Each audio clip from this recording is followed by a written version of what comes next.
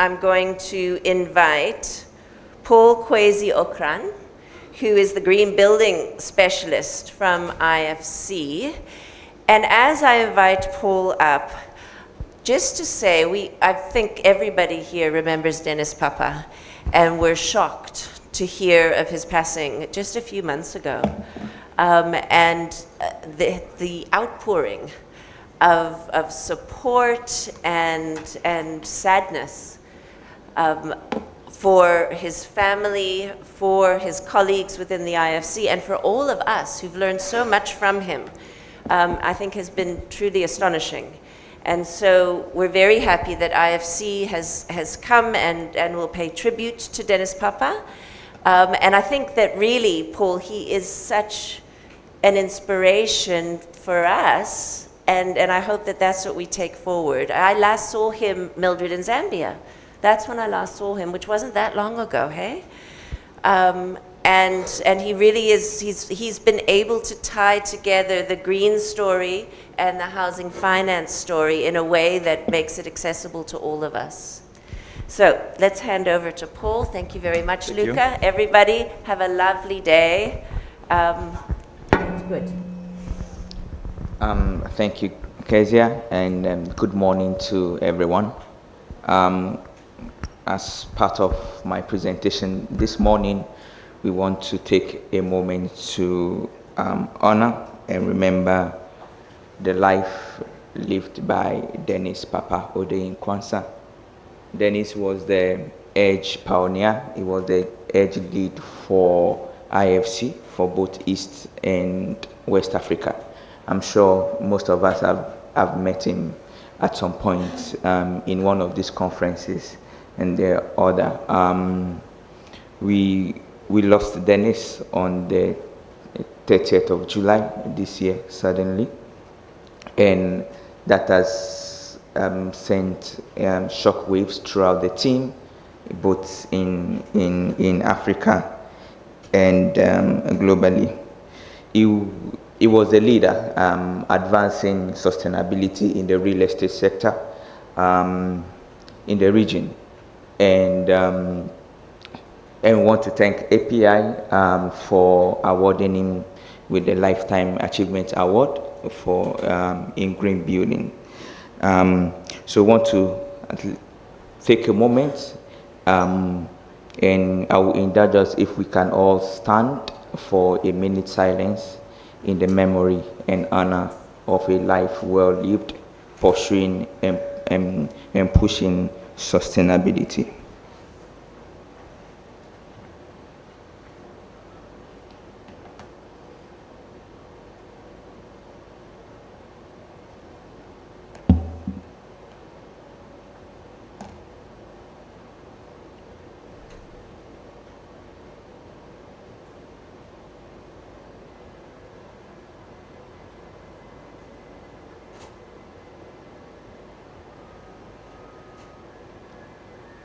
May the gentle soul of Dennis Papa Odeyin-Kwanzaa rest in perfect peace.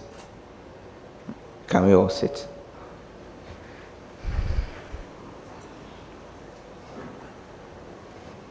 So this morning, we want to take a moment and make a quick presentation on realizing sustainability in housing. From yesterday, it became clear how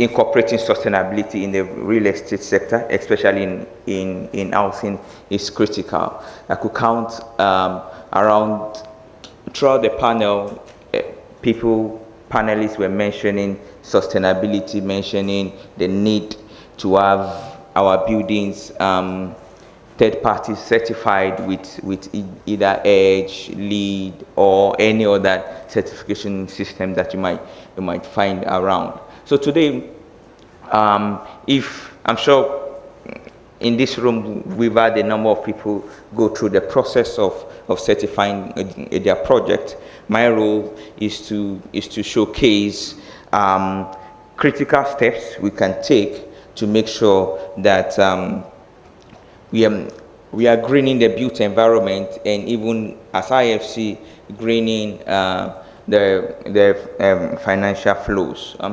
Two critical issues are facing us in the real estate sector now: climate change and natural disasters. Around 28% of GHG emissions can be attributed, energy-related GHG emissions can be attributed to the built environment, and that is huge. That is huge. And we can really feel the impact of climate change right now. We can feel, we can critically feel and see the effect of sea level rise. We can see the effect of weather and weather changes, and obviously also natural disasters as well, which has accounted for, in 2022, accounted for around 313 billion US dollars. So what are the tools that are already in the market, or tools that we can deploy to make sure that, one, we are fighting climate change in the real estate sector, or we are as well adjusting to the impact? For us as IFC, we've developed 3 tools. Presently, we have 3 tools looking at both climate change mitigation and climate change adaptation. On the mitigation side, we have two tools. One is called EDGE, Excellence in Design for Greater Efficiency, which is a certification system, which I'm going to be going deeper into it, that looks at how you can green your buildings, whether you are doing offices, homes, and housing. And we have another tool called APEX that looks at greening at the city level. So greening energy at the city level, water at the city level, waste management at the city level. And we have the last two that focus on climate change adaptation, which is Building Resilience Index. These two looks at how your building is adjusting to various climate shocks, seismic effects.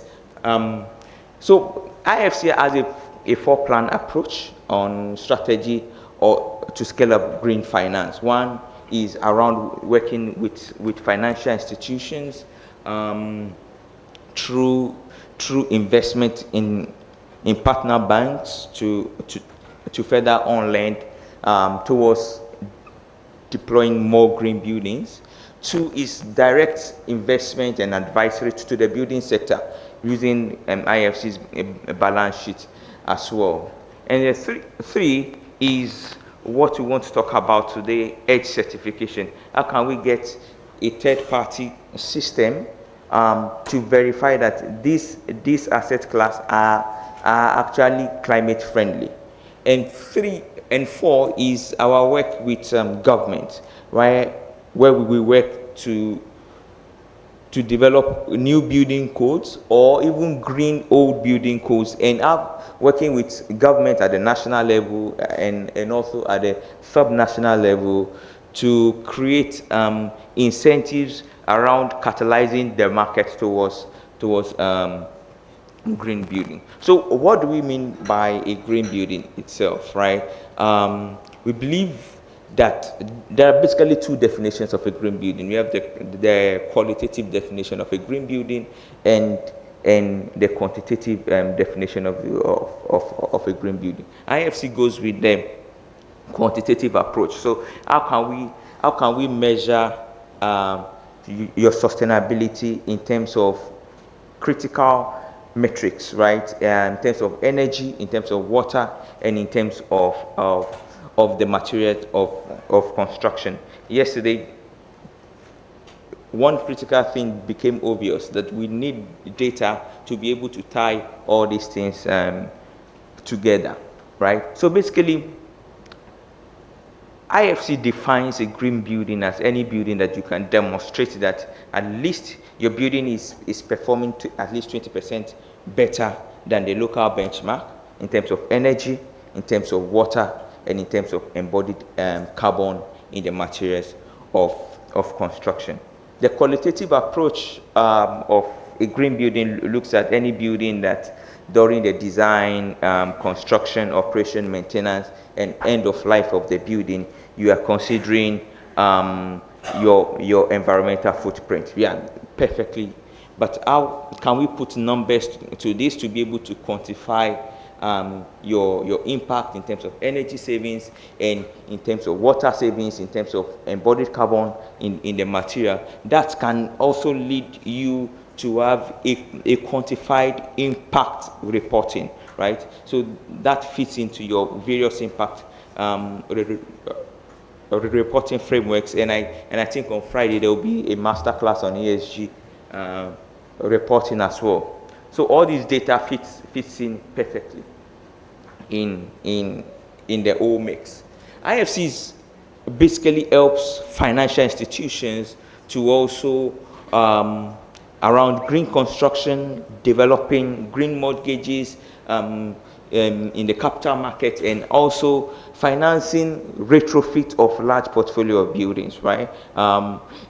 We have asset class that's if benchmarked against these taxonomies, benchmarked against these assets, they might turn into stranded assets. So how can we create product to finance building retrofits as well in the market? So IFC work in this four parts, right? Supporting green construction, green mortgages, and green bonds as well. Issues around the capital market and retrofits.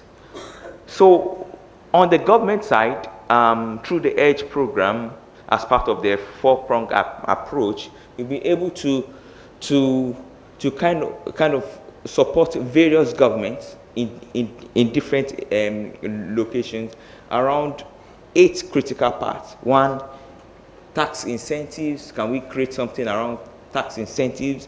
Bonus density. If your building is green, can the sub-national government give you a license? If this area you can only go 3 floors, because your building is green, are you able to go 1 more floor? Right?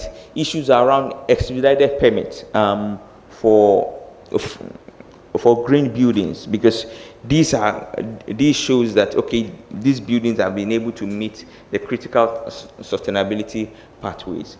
Grants and loans are also being developed in Bangladesh.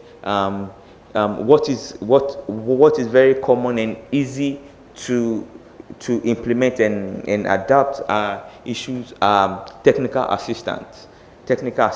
One, net metering legislation, supporting in public campaigns, and also going deeper around legislations to kind of bundle certification directly into building code. So you will see that example in Ghana and Nigeria, where the new building code basically states that if your building is more than X amount of around 6,000 square meters, then you need to certify the building either through EDGE or BREEAM or LEED or any other nationally acceptable building code.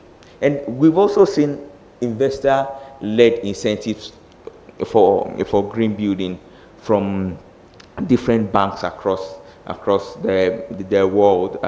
One basically focused on 2 things: technical assistance and having lower interest rates, right, for green buildings. And also on the IFC side, we have the MAGIC program, market accelerator for green construction, where there's a blended finance to kind of cater for the cost of going green, which becomes an incentive for the developer to go green, right? And EDGE is aligned with almost all these reporting frameworks. GREPS, you see the CBD, EU taxonomy, CBIs, and the rest. So basically, when going with edge, you are critically aligning most of with most of the interventions as well. And ultimately, what we want to see is issues around market transformation. How can we shift from this present way of building that is not sustainable to a very sustainable pathway of building green? And we've seen a very critical success rate in Colombia, which brings together private sector, brings together financial institutions, creating incentives for projects that are going green, and government also creating incentives around tax breaks for going green. So you see that edge grew from around 0% to 20% market penetration for all new builds in just 4 years, right? Because all these parties in the ecosystem came together to create products with support of leveraging on edge to create a huge growth in the market for green buildings. Africa too is not left behind. You could see the growth and trajectory for certified projects in Africa. South Africa being the biggest. You see Ghana, and we have certified projects across a number of countries in Africa, and also in Tanzania as well.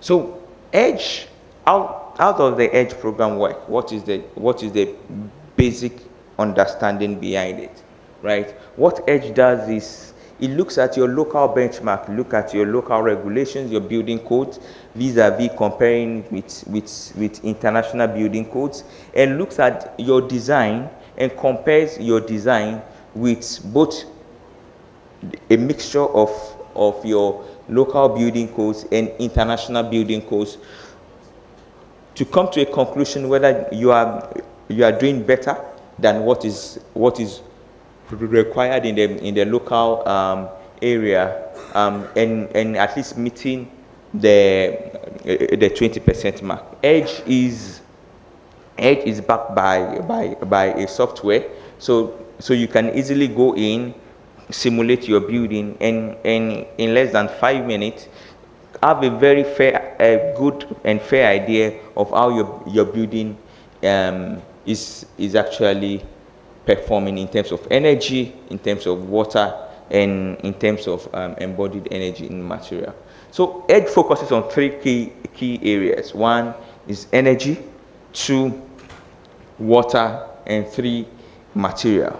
And to be able to meet the EDGE standard, we have 3 levels to it. You need to demonstrate that your building is at least meets 20% on energy, 20% on water, and 20% on the materials of construction. There are 3 levels to the certification. 1 is the level 1, where your building has demonstrated 20% on energy, 20% on water, 20% on material. But you can go to level 2, which is the EDGE Advanced, which you demonstrate that your building is at least 40% more efficient in terms of energy than what it pertains on the local market, and you can do 20 on water, 20 on material. Then the ultimate is the zero carbon certification, which other certification might call a net zero building, right? Basically, to be able to meet an EDGE zero carbon project, you need to demonstrate, 1, that your building is EDGE Advanced first, means that your building is doing 40% efficiency on energy, because and also all your energy use in the building must either come from a renewable energy source, or you purchase carbon offset for that. Why do we want your building to be highly energy efficient first, because we don't want a situation where you are going to be powering inefficiency with renewable energy, right? So the first thing is to make sure that your building is performing optimally well first. Then you now incorporate solar, wind, or any other renewable energy you have in the system, or purchase carbon offset for that. For each project that is certified, you are issued a certificate that shows where you stand in terms of energy, where you stand in terms of water, where you stand in terms of embodied carbon in the material, and it lists the green measures that has been implemented in the project in terms of energy, water, and material, both passive design measures, building orientation, and active design measures as well. The innovative technologies that you've been able to incorporate in the building, looking at water measures as well, and the embodied energy material. EDGE has been growing over the years. Have over projects in over 89 countries, done over 400,000 units of homes, and over presently over 9,000 certified projects.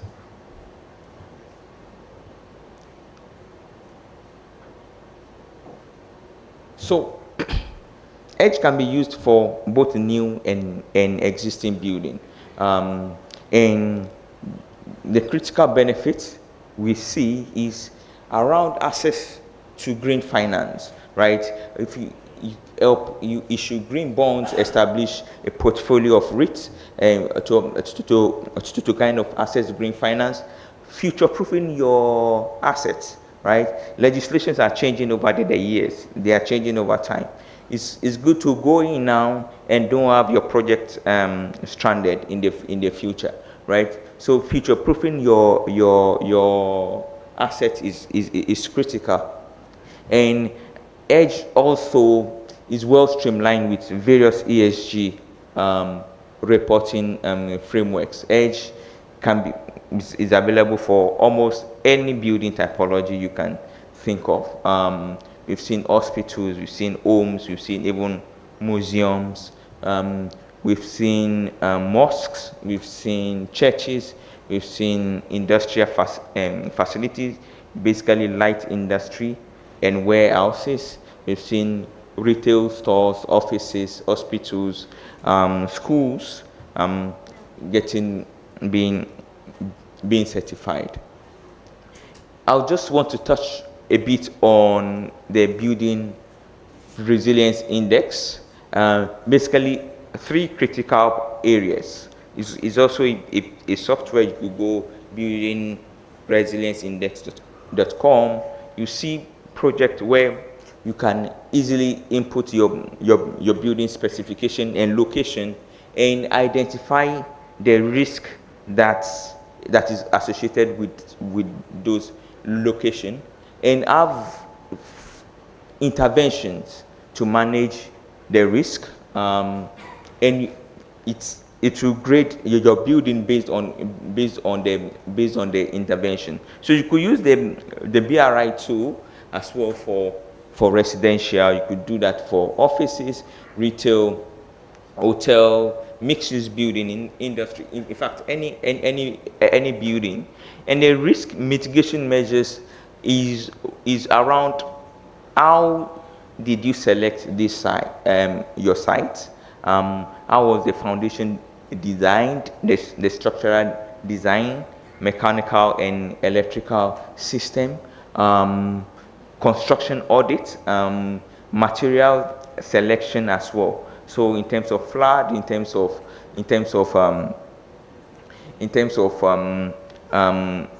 flooding, fire, how will your building perform against this impact? So This literally translates into revising the key basic concepts around the hazards, around exposure, how much are you exposed to it, how vulnerable is your building to this, what is going to be the impact when you are faced with these issues, and also what will be the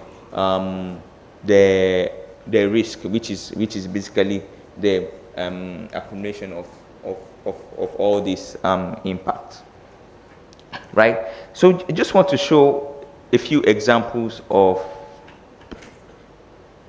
homes, houses in various parts of Africa that have gone through the certification, what they've been able to achieve, and the key interventions that were implemented. So we have Norway in South Africa, passive design measures around reduced window to total wall ratio, having external shading devices, energy saving lighting for internal and external, water efficient faucets.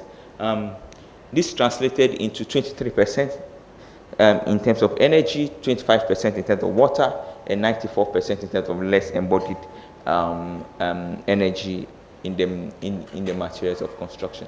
In Nigeria, we had the affordable housing Grand Louveau estate in Abuja, which was edge advanced. So you can have affordable housing that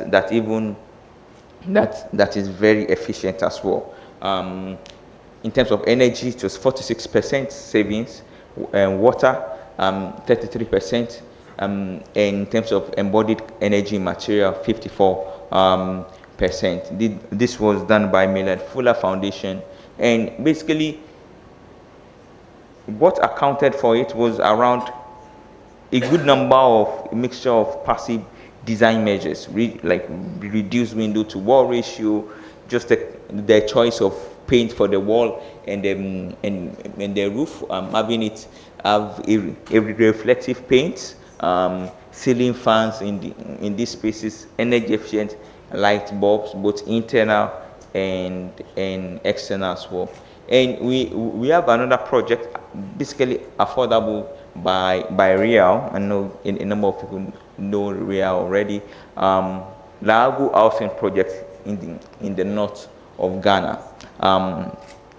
Again, reduced window to wall ratio, natural ventilation without AC systems, energy efficient lighting, both internal and external, efficient water fixtures as well, and compressed earth blocks with low embodied carbon in the material. This translated into 34% in terms of energy savings, 31% in terms of water, and 56% in terms of embodied carbon material.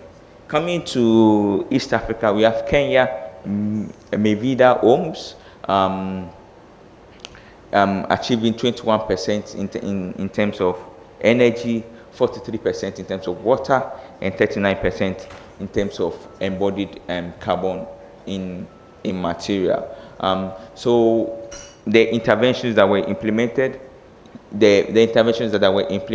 is reduce window to wall ratio, external shading devices to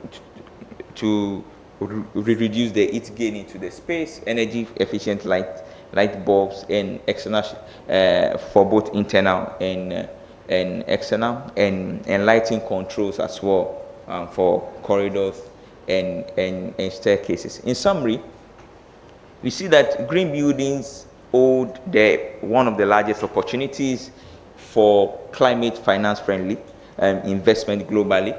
IFC has been in this space, being a leader, financing this project. Edge has become a platform for green building for both affordable housing as well, and the ultimate program is called the Magic program, is as a concessional finance available to help offset the incremental cost for going green in the incremental cost for going green. So we kind of support in 3 critical areas, in 5 critical areas: markets, awareness. We could work with banks to kind of support, assess their portfolio for green building, readiness, technical assistance, work directly with developers as well, to kind of green their portfolio as well. I think I'll stop here. I've been given 5 minutes, and thank you so much.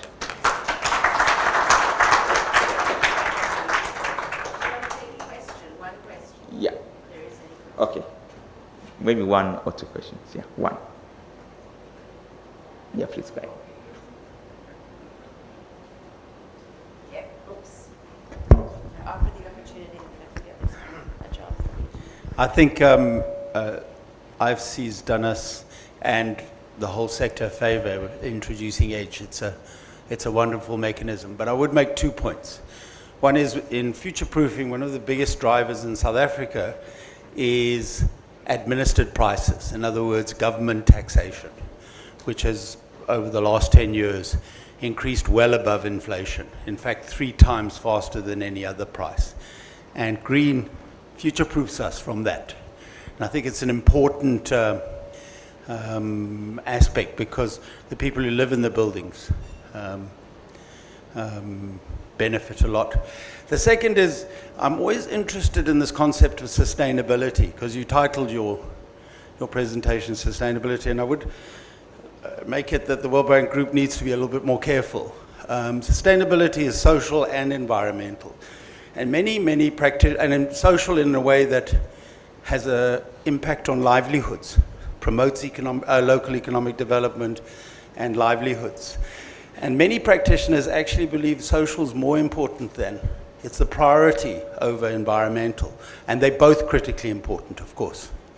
So I do, my World Bank colleagues, you guys need to be a little bit more careful. If you're talking about environmental sustainability, please indicate, because then we miss the other major piece in the puddle. Thank you. Yeah, thanks so much. I think the first one was more of a compliment on yeah, and the second one, yeah, and the second one, yes, I totally agree. I think these terms can be confusing, and I think one assessment that we did in terms of is how EDGE aligns with the various SDGs, right? And in the SDGs, clearly element of social, and you see around social creating green jobs. We've seen investments tailored critically. We love women, right? So working with women and financial focused instruments, right? So we've seen instruments in some parts of the world that are kind of financing IFC financing targeted at women businesses or women coming for green mortgages or loans as well. So there are elements of it in when we use it broadly. Thank you so much.